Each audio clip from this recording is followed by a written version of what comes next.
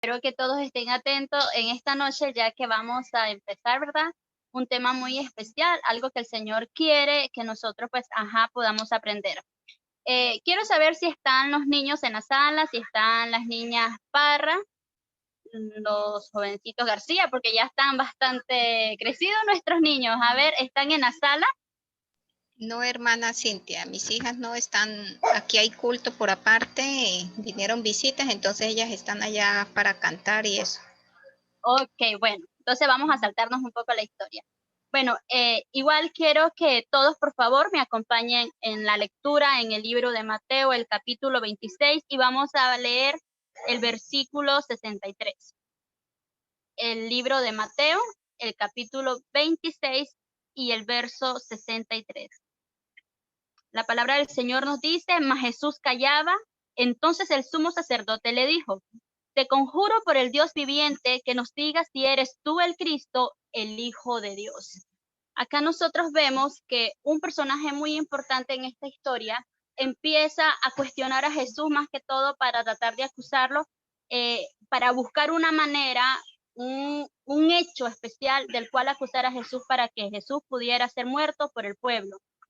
Caifás no era un hombre que no era reconocido ante la sociedad, era un sumo sacerdote, era un hombre que tenía un puesto muy importante en la nación judía, aunque nosotros sabemos que los judíos prácticamente se movían por también las autoridades romanas, pero en este caso el sumo sacerdote Caifás, que era uno de los principales, digamos, el más importante en la zona, querían acusar a Jesús y al llevarlo, ¿verdad?, ante Pilato necesitaba tener algo, un comprobante de qué acusar al Mesías. En esta historia muy particular vamos a encontrar algunos personajes que son muy conocidos para nosotros, como entre ellos tenemos a Pedro, a Judas, a Juan, el discípulo amado. Pero vean lo importante del versículo 63 que nos aclara cuando Caifás le hace prácticamente una pregunta. Dice, te conjuro por el Dios viviente que nos diga si eres tú el Cristo y el Hijo de Dios. En detenidas ocasiones en que Pilato eh, le preguntaba a Jesús que por qué los sacerdotes y el pueblo lo acusaba, Jesús prácticamente se quedaba callado. Pero en una de esas, Caifás estaba ya tan desesperado que Jesús siempre se mantenía en silencio, que precisamente le hace la pregunta, dinos si eres tú realmente el Dios que estaban esperando ellos. Y Jesús ahí no se pudo quedar callado porque él tenía claro que aquel que negare al Padre, a Jesús, iba a ser negado ante el Padre. Por lo tanto, Jesús, al cumplir su palabra, él no negó al Padre, sino que ahí le respondió. Y vamos a pedirle al hermano Raúl, si está en la sala, que por favor nos lea el versículo siguiente, que lea el versículo 64 del capítulo 27 de Mateo.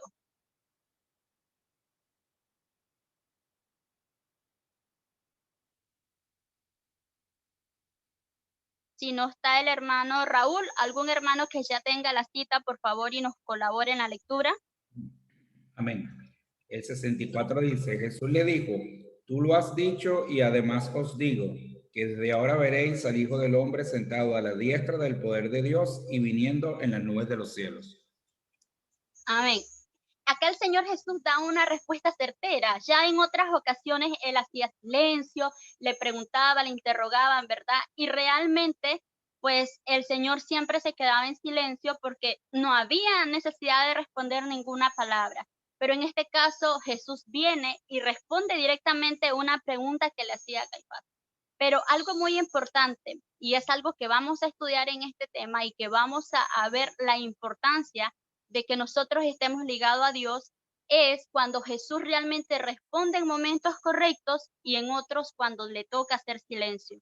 El tema de la noche de hoy se titula Separados de Dios y ahí nosotros lo vamos a comprobar por qué realmente nosotros vamos haciendo una distancia con nuestro amado Salvador.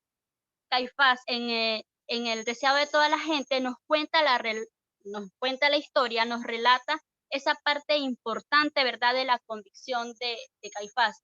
Ahora, nosotros sabemos que este sumo sacerdote prácticamente hacía todas las obras, pero las obras eran muertas porque hacían cosas solamente para ser vistos y no porque creían y glorificaban el nombre de Jesús.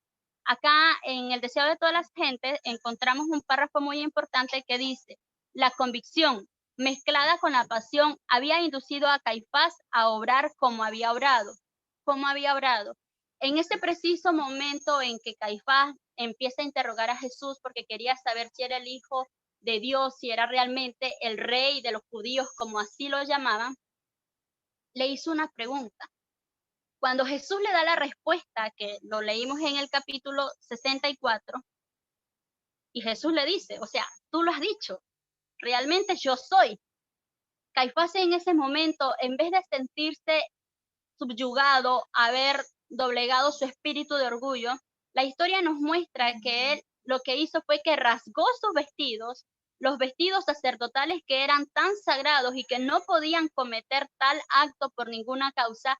Él decidió rasgar sus vestidos, dañarlos, en vez de ser humilde y darle la honra y gloria a nuestro amado Salvador.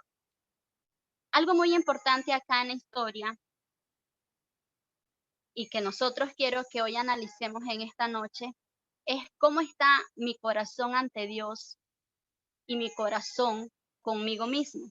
Porque nos preguntaremos, pero conmigo mismo, ¿por qué? Pues sí, porque el orgullo es la parte fundamental de todo el desastre que se ve en la historia desde que estuvo Lucifer en el cielo y de verdad por qué se vio toda la caída y la derrota del hombre. Caifás era un hombre orgulloso que pretendía solamente valorarse a sí mismo y no ponía la palabra de Dios como principal fuente de sabiduría ante los hombres y de una forma que de ahí toda la humanidad pudiera guiarse, sino que él se pretendía poner como él primeramente como sumo sacerdote para que fuera valorado y no la palabra de Dios.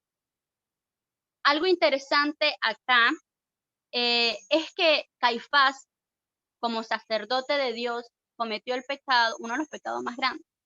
Porque si nosotros nos vamos y empezamos a ver todo el ministerio que cumplía el santuario, desde cada ofrenda, cada holocausto, cada culto que se hacía, desde las vestiduras del sacerdote, eran tan importantes como lo siguen siendo hoy en día. El orgullo de Caifás por recibir gloria propia, por recibir veneración y que se hiciera lo que él quería, hacía que él cada día se separara de Dios. El Señor en un momento específico le dio la oportunidad de que estuviera más cerca de él. Jesús lo miraba con mucha pasión, con mucho sentimiento de amor, y cuando él pregunta si realmente él era el Hijo de Dios, Caifás tuvo la oportunidad de doblegar su corazón y entregarse enteramente a Jesús. Vamos a hacer una comparación con la vida de Caifás y la vida de Judas. Si yo le pregunto a ustedes qué recuerdan de Judas, yo creo que todos me dirían algo negativo. Y si no es así, me gustaría escuchar algo positivo de la vida de Judas. ¿Alguien en la sala que conozca algo positivo de la vida de Judas? ¿Nadie me va a decir nada positivo de Judas? Aunque parezca mentira, en cierta forma habían cosas que podemos decir que eran positivas en la vida de Judas. Acá en este momento preciso, antes de que Jesús fuera entregado a los sacerdotes, nosotros conocemos el relato que Judas iba a entregar a Jesús con un beso y que Jesús ya en la cena había declarado realmente que uno de los 12 lo iba a entregar. Pedro estaba con la curiosidad, oye, ¿quién es? Sabemos que Juan era el discípulo amado, el que estaba recostado siempre a Jesús. Y él podía hacerle la pregunta a Jesús, ya que Pedro le insinuó, oye, pregúntale al Mesías para saber quién va a ser el que lo va a entregar. Y Juan le pregunta, pero hasta entonces ninguno de ellos comprendía realmente lo que Jesús les hablaba al saber que uno de ellos lo iba a entregar en ese momento de que Jesús estaba yendo a los Olivos a orar con sus discípulos. Vamos a ver un párrafo del Espíritu de Profecía que está ubicado en el libro de El deseado de todas las gentes, y lo vamos a leer en el capítulo 76. Vean lo que dice. Y vamos a hablar algo acá que yo creo que todos en cierta forma nos vamos a sentir identificados porque pues la parte que todos necesitamos desarrollar es nuestro carácter. Por su carácter fue desenmascarado, Judas, hablando de Judas, y fue desenmascarado con un propósito. Si yo les pregunto a ustedes que me definan la palabra propósito con una sola palabra, ¿cómo la definirían? A ver, los hermanos que están conectados. ¿Cómo definirían la palabra propósito? Un fin. Un fin, muy bien. Bueno, Prácticamente, fue hecha ajá, adrede. El Señor se la hizo adrede. ¿Me entiendes? con A ver un qué reacción propósito. tomaba él. A ver qué Bueno, reacción tomaba. ¿alguien más que pueda decirnos qué entendemos por propósito? No sé quién dijo un fin, que en cierta forma es como que lo más acertado. Juan Carlos. Sí, el fin es algo bien acertado. Ok. Bueno, miren, cuando el Señor hace cosas en nuestras vidas y a veces nosotros no las comprendemos a plenitud, decimos, ¿por qué me pasa esto? ¿Por qué tuve yo que actuar de esta manera cuando pude actuar diferente? Dice que todo eso sucede con un propósito. Había de servir de advertencia a todos los que como él hubiesen de traicionar cometidos sagrados. Nosotros nos ponemos a preguntar, a ver, ¿qué cometido sagrado tenía Judas? Él tenía un cometido sagrado. A ver, ¿cuál era ese cometido sagrado que él tenía? Entregar a Cristo. Bueno, ese era el propósito. Por algo Judas tenía que entregar a Cristo, porque se tenía que cumplir algo. Pero el cometido sagrado que tenía Judas, primero, tenía un puesto importante dentro de los 12, era el tesorero, era el administrador de todos los bienes de Cristo. Tenía algo importante dentro del ministerio. Aparte de eso, era contado entre los 12 discípulos. Y no es que vamos a decir hoy en día solamente los hermanos que tienen un puesto dentro de la asociación, la secretaria, la tesorera, el presidente, y otro hermano, ¿verdad?, tenga algún cargo, es que esos son los cometidos sagrados, porque no, los cometidos sagrados que el Señor ha puesto en nuestras vidas, primeramente son el diario vivir, cómo estamos nosotros con Él, porque si estamos bien con Él, vamos a poder también hablar a otras personas, quizás sin necesidad de emitir palabras. Él tenía ese cargo especial, era uno de los 12, y él estaba en un lugar donde iba a ser probado.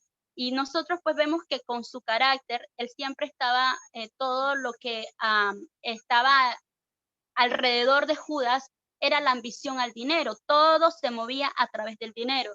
Sabemos que por 30 piezas de plata fue el precio que vendió a Jesús como un esclavo.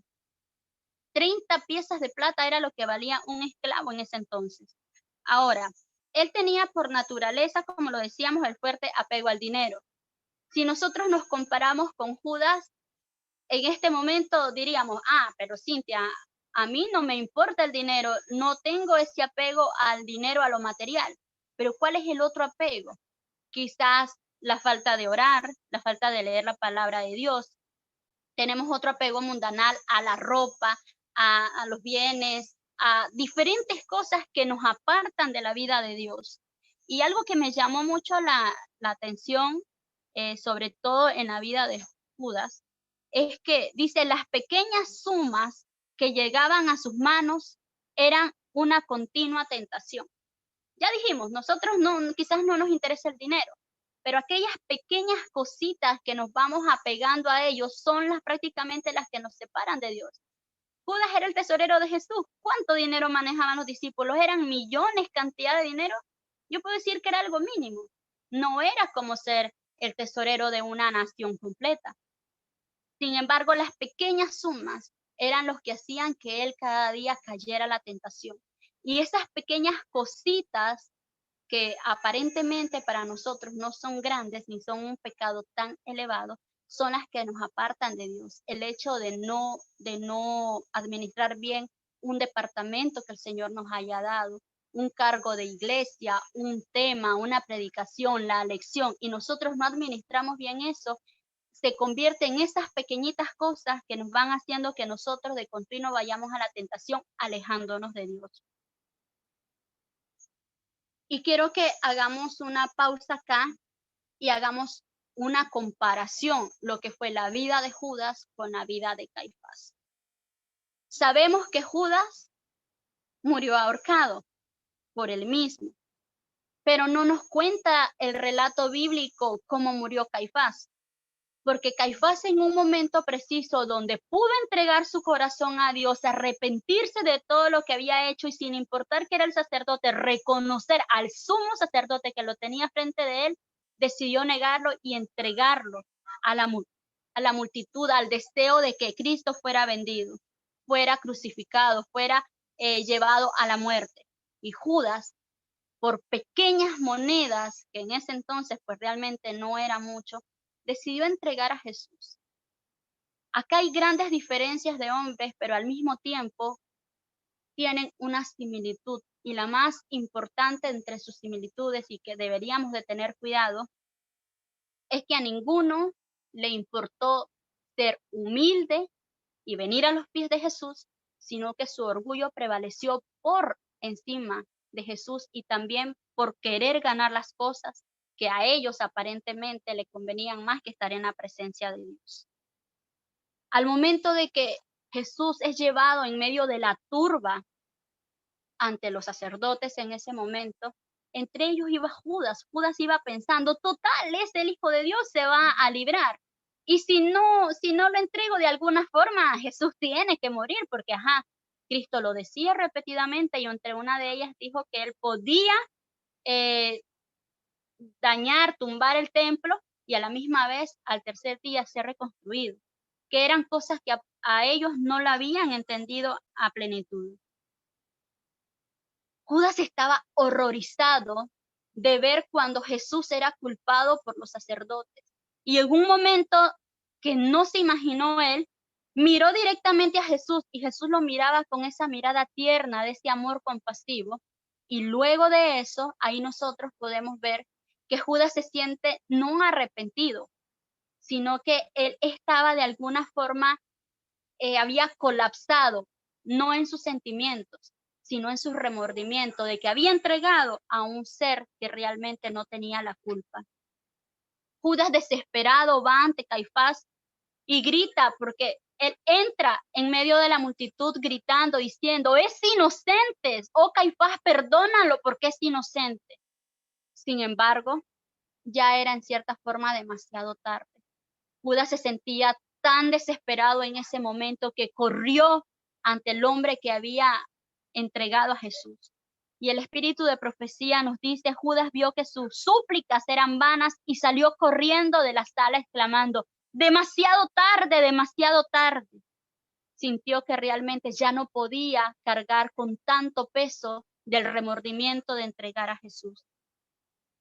Caifás, sin embargo, lo entregó a Pilatos para que el pueblo tomara una decisión si Jesús debía de morir o debía de ser salvo. Nosotros conocemos el fin y es que la multitud decidió que Cristo fuera crucificado. Cuando Jesús veía a la multitud, entre ellos habían muchas personas que él había sanado, les había dado la paz, la tranquilidad a sus dolores. Jesús los contempló con amor, de la misma forma en que nos contempla hoy a nosotros. Quizás nosotros creamos que la turba era cruel porque Cristo les había hecho milagros. Pero cuán aún más somos nosotros crueles cuando Jesús a diario nos da la oportunidad de vivir, de respirar, de estar con salud, de tener a nuestra familia, de poder desarrollarnos, de tener un empleo, de tener el pan de cada día. Y esos milagros muchas veces nosotros parecemos ciegos ante lo que Dios hace por nosotros. Y es ahí cuando realmente nosotros venimos a estar separados de Dios, porque nuestro corazón está solamente subyugado a lo nuestro. Queremos todo el bien para nosotros, todo para nosotros, pero no queremos tener compromisos con Dios. De la misma forma en que Jesús miró y contempló al sacerdote, a un hombre muy importante en la nación, nos contempla a nosotros. ¿Acaso nosotros hoy en día no somos un Caifás? ¿Acaso nosotros no somos esos sacerdotes que dañamos no solamente nuestro vestido espiritual, sino que nos vamos y nos enredamos en los placeres del enemigo. Hoy en día, pues se habla mucho de que el celular.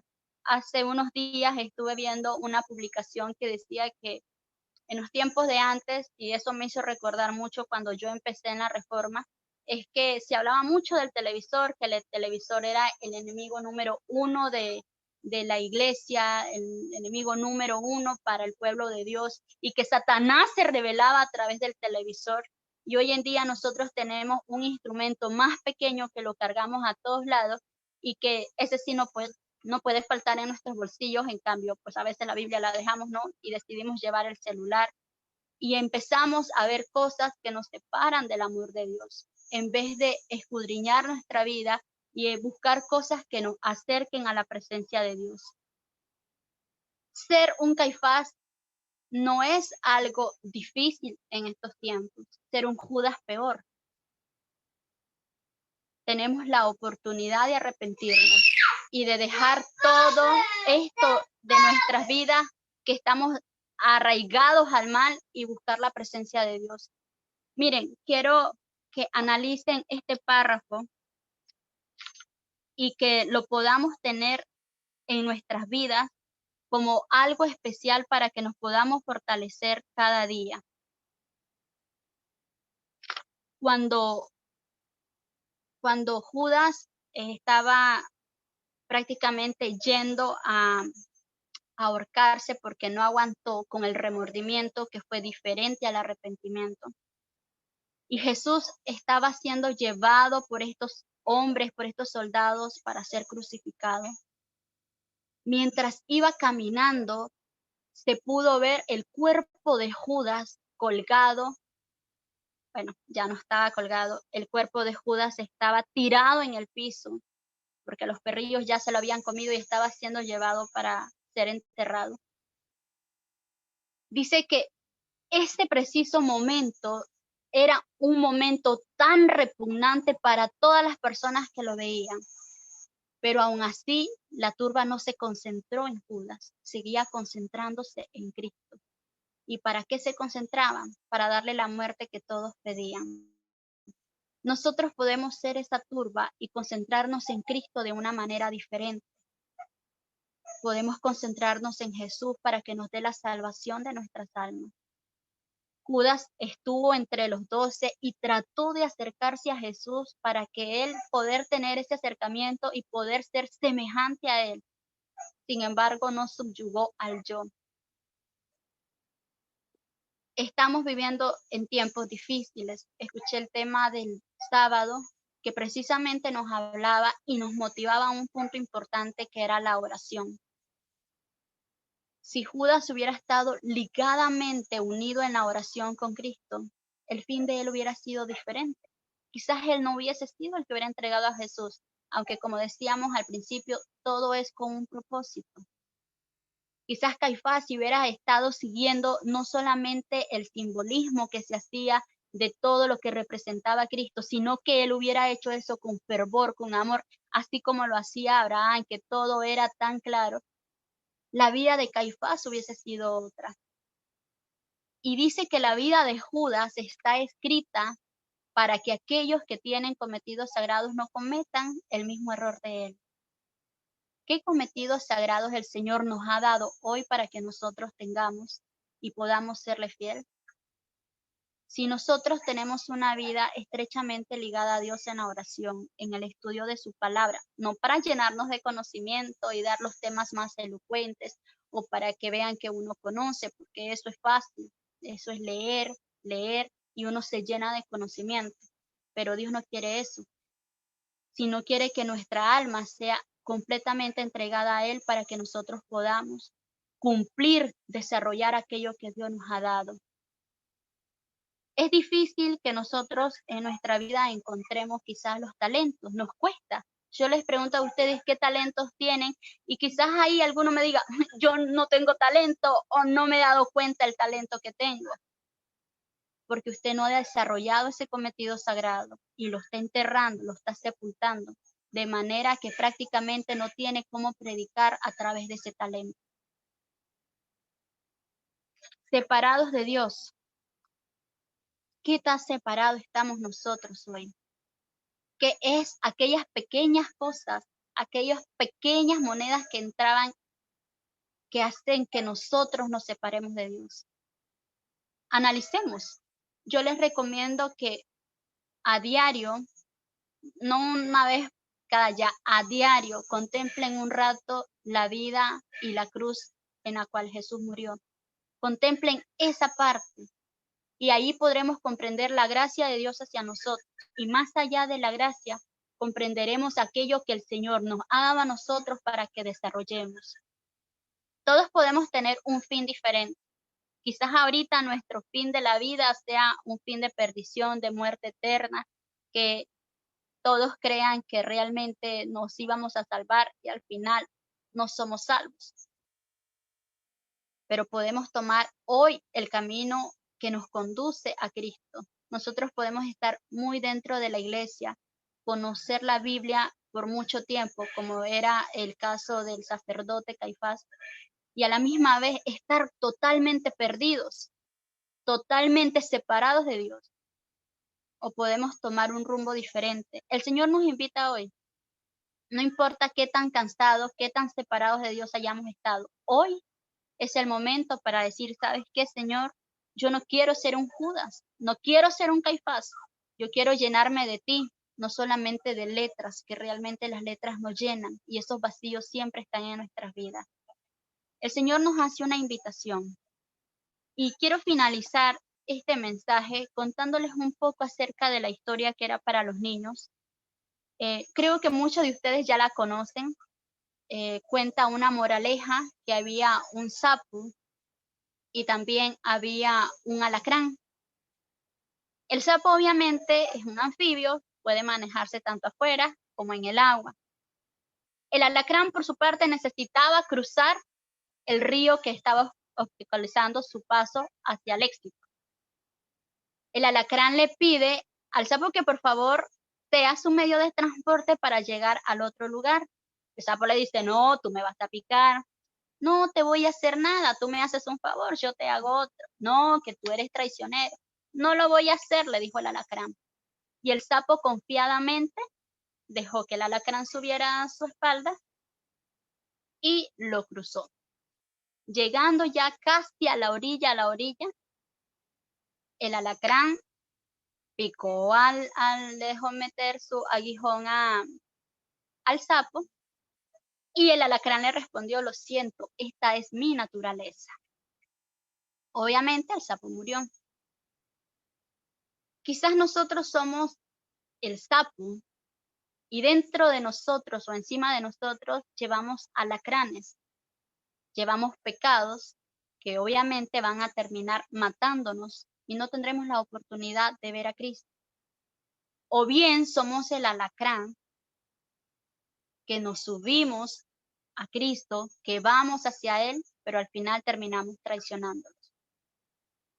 Nosotros de alguna forma tenemos que ser diferentes, no ser ni el sapo que transporta aquello que a nosotros mismos nos va a dañar, ni ser el alacrán que ha de prácticamente negar a Jesús. Tenemos una sola oportunidad en la vida, aunque digan que tenemos muchas, pero yo creo que hay una oportunidad en la vida y la oportunidad es de aceptar ser hijo de Dios y seguir adelante fielmente hasta su pronta venida. Que este tema sea de bendición es mi mejor deseo en el nombre de Jesús. Amén.